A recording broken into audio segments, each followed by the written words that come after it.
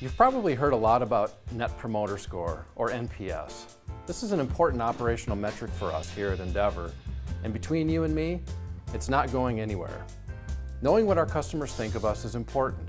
To look at how NPS is measured, we really need to understand how it was created. In 2003, a consultant from Bain & Company named Fred Reichheld wrote an article for the Harvard Business Review. In his piece, he hypothesized that customer loyalty could be used as a predictor of future revenue growth.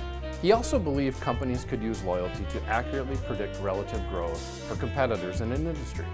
Since this new way of thinking hit the presses, NPS has become the standard by which businesses measure customer satisfaction and brand loyalty.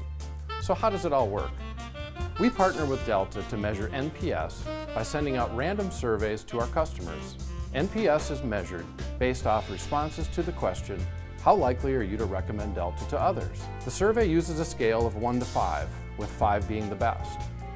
The math behind NPS is what's really exciting, at least for a numbers guy like me. NPS is calculated by adding up all the promoters and then subtracting the detractors, then dividing by the total number of responses. Let's take a look at a real-world example. Flight 3335 from Raleigh to LaGuardia is full, 76 customers on board. Delta randomly selects 60 of those customers and sends the survey a few days after their flight. Of the 60 surveyed, 50 respond. Of those 50, 36 were promoters, those who scored us a 5, 12 were neutral, or a 4, 7 were 3s, 2 scored us a 2, and one guy overslept and was stuck in traffic on the way to the airport, was hassled by the TSA agent, and spilled his Cinnabon in the jet bridge. So he gave us a 1. We take our 36 promoters, subtract out our detractors, the 3s, 2s, and 1s, and in this case, 10, we get to 26.